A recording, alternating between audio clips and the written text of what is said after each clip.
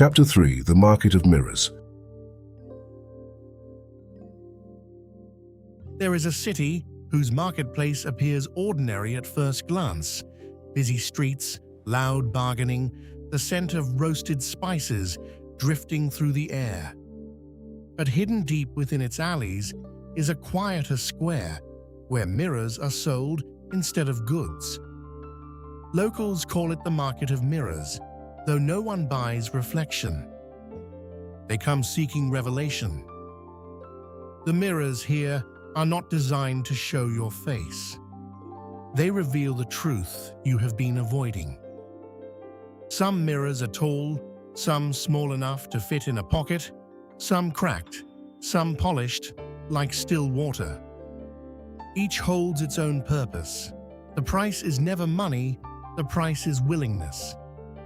A young man named Rafi arrived, confident and proud. He believed he was ready for greatness. He had read every spiritual teaching he could find, memorized quotes, and spoke like a sage, though his life showed none of the qualities he praised. He approached a vendor and demanded the strongest mirror. The vendor, an elder with patient eyes, offered him a medium-sized mirror framed in wood. Rafi scoffed, insisting on something more powerful. The vendor only smiled.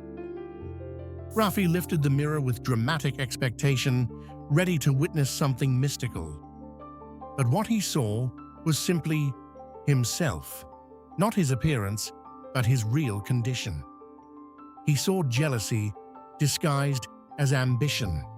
He saw insecurity masquerading as wisdom. He saw the gap between the sage he pretended to be and the frightened boy he actually was. He dropped the mirror, startled. "This can't be right," he insisted. "Show me my potential, my greatness." The vendor tilted his head. "You have seen it. You just rejected it." Rafi grew defensive, angry. "I came here for truth, not insult." The elder replied, "Truth is only an insult when the lie is still cherished." Rafi stormed away, convinced the mirror was flawed. But in the crowd, he noticed other seekers. One woman stared into a tiny mirror and began crying, not from sadness, but relief.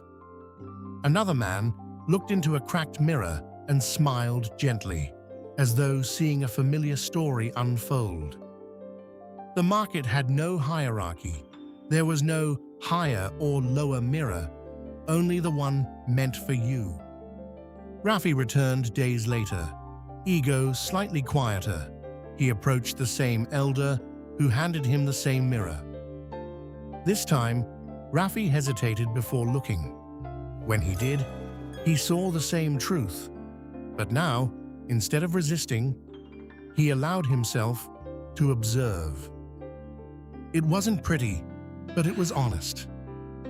The mirror showed the roots of his behaviors, his craving for praise, his fear of insignificance, his habit of using spiritual language to armor himself against vulnerability. He saw how he used wisdom not to grow, but to avoid growth. He saw how humility had become a performance rather than a practice. And in that acceptance, the image began to change. The reflection softened. His potential emerged, not as a promise, but as a responsibility. The mirror showed what he could become, not through imagination, but through integration. The elder spoke again. "Mirrors never lie. They reflect what you bring. If you come with ego, you see ego. If you come with humility, you see truth. The mirror does not change, you do." In that moment, Rafi understood why his first reaction had been anger. Truth is uncomfortable when it threatens identity. He realized that readiness is not measured by how much you know, but by how honest you can be with yourself. He asked the elder, "How do I change what I see?" The elder replied, "You don't change the reflection. You live differently until the reflection changes by itself." The mirror is not a tool of transformation. It is a witness of transformation. It reports, not adjusts. Rafi stayed in the market for months, returning each day to see his reflection shift bit by bit. Some days he saw progress, other days he saw regression. He learned that growth is not linear and awareness is not always comfortable. But he kept looking, he kept adjusting, he kept practicing. Eventually, the mirror showed something different. Not perfection, but alignment. A person no longer pretending to be wise, but one genuinely walking the path. The elder handed him a smaller mirror. "Take this with you, not to admire yourself, but to remain accountable. Every choice is a reflection. Every action is a mirror. If you forget who you are becoming, look again, not to judge, but to correct." Rafi bowed, feeling humility for the first time without shame. He realized that spiritual awakening is not about knowing you are special. It is about recognizing the work still left to do. The market of mirrors taught him what books never could. Self-awareness precedes all evolution. Without honesty, no wisdom can take root. The universe gives sight only to those willing to see. We often ask for growth while refusing to face the parts of ourselves that sabotage it. We cling to comforting stories about who we are, resisting the clarity that would free us. Mirrors don't create suffering, they reveal it, and only what is seen can be healed. So ask yourself, when life hands you a mirror, through conflict, disappointment, or challenge, do you look? Or do you blame the mirror, insisting it is wrong? Denial is expensive. Growth is cheaper, though it costs your illusions. The market of mirrors reminds us, truth isn't frightening, our resistance to it is. Readiness begins with honesty. When you stop lying to yourself, the universe stops withholding. Reflection is the first doorway to transformation.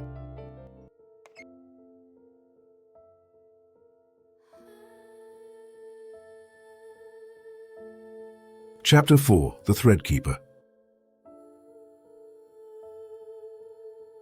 Far from cities and marketplaces, in a quiet valley the world seemed to forget, lived an old man known only as the Threadkeeper.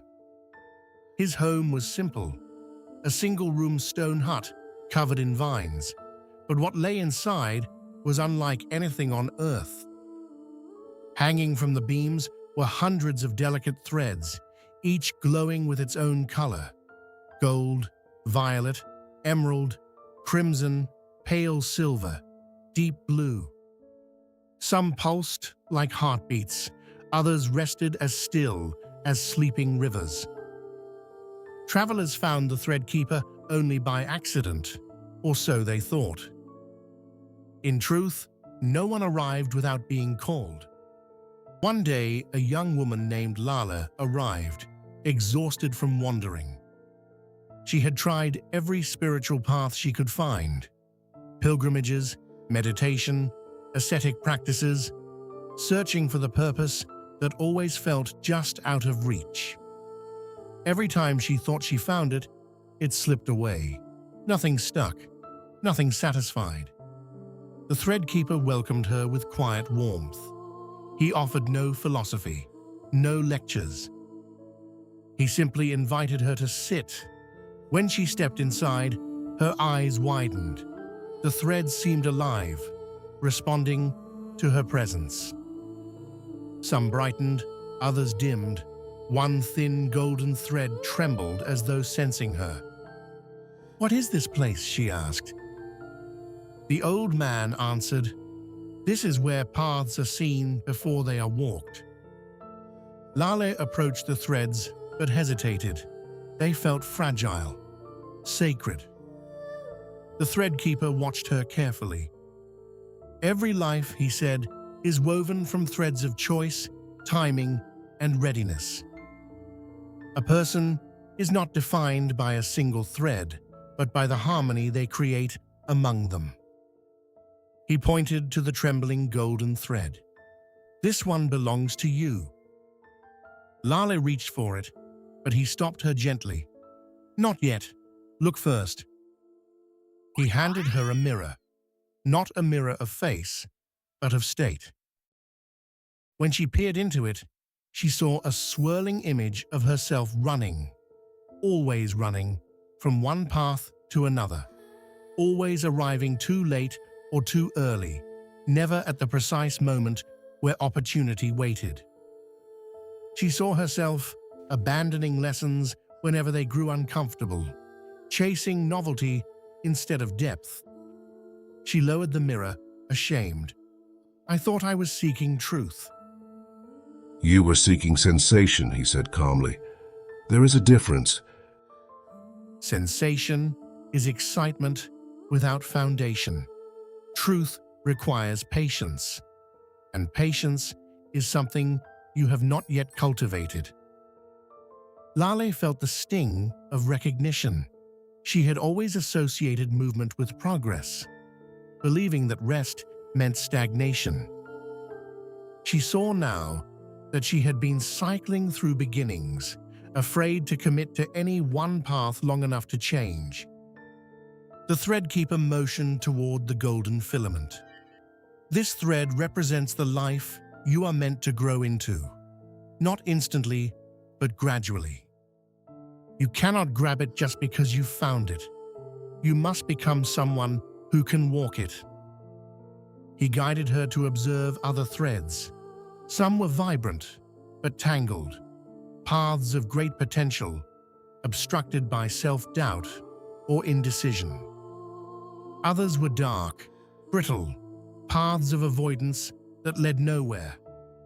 A few were luminous, but distant, possibilities requiring immense transformation before they could be reached. Every thread is real, he said, but not every thread is ready. Some have ripened, others are still seeds. You cannot harvest what has not yet been planted. Lale asked, how do I know when a thread is ready? The old man smiled. It pulls you gently but unmistakably, not through fear, urgency, or desperation, but through resonance. It feels less like desire and more like recognition. She looked again at the fragile golden thread. It did not call loudly, it simply waited. Her desire to grab it felt impulsive. She realized she wanted the outcome, not the process. The thread keeper continued, your thread trembles because it senses your awareness. But awareness is only the door. Readiness is the key.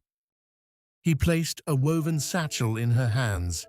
Inside were small tools, a needle, a spindle, a pair of scissors, and a single stone. These are not tools for weaving cloth, he explained. They are tools for weaving self. Lale asked what each was for. The thread keeper answered, the needle is discipline. It pulls life into shape.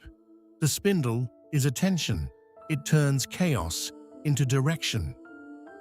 The scissors are boundaries. They cut what no longer belongs. The stone is stillness. It anchors everything. She felt the weight of each tool. None seemed magical, yet each felt deeply necessary. You already have the thread, he said, but without these tools, it will fray, tangle, or slip away. Purpose is not revealed, it is maintained. He then gave her a final instruction. Spend a year using these tools in your ordinary life. Stitch consistency through your days. Spin attention from distraction. Cut away what drains you. Keep stillness at your center. When the year is complete, return. Lale resisted. A year? I came here for answers now. And I am giving them, he replied. You're not lacking truth, you're lacking structure. A beautiful thread is useless without hands trained to handle it. The valley was quiet. She knew he was right. She took the tools and left. Her journey back was not dramatic. No visions, no revelations. But her life changed. She committed to finishing what she started. She gave her full attention to her work. She released relationships that drained her. She meditated with quiet regularity instead of chasing mystical highs. Stillness became strength instead of boredom. As months passed, the inner chaos began to settle. Her choices aligned. Her heart steadied. She no longer ran. She grew roots. When she returned to the valley a year later, the golden thread no longer trembled. It shone steadily, waiting for her hand. The thread keeper welcomed her without surprise. She lifted the thread, and it did not recoil. It wrapped around her fingers like a promise. You are ready, he said simply. Lale expected new instructions, but he shook his head. The path was never hidden. Only your readiness was. Every thread waits, not for desire, not for belief, not for hunger, but for the one who has become equal to it. She bowed, understanding that purpose is not found through seeking, but through becoming. Too many people demand clarity without building consistency. They chase signs instead of skills. They want their thread to guide them, yet they refuse to cultivate the hands capable of holding it. The universe does not hide your purpose. It waits for your readiness to meet it. Every thread exists, but only the one you are prepared to live will appear.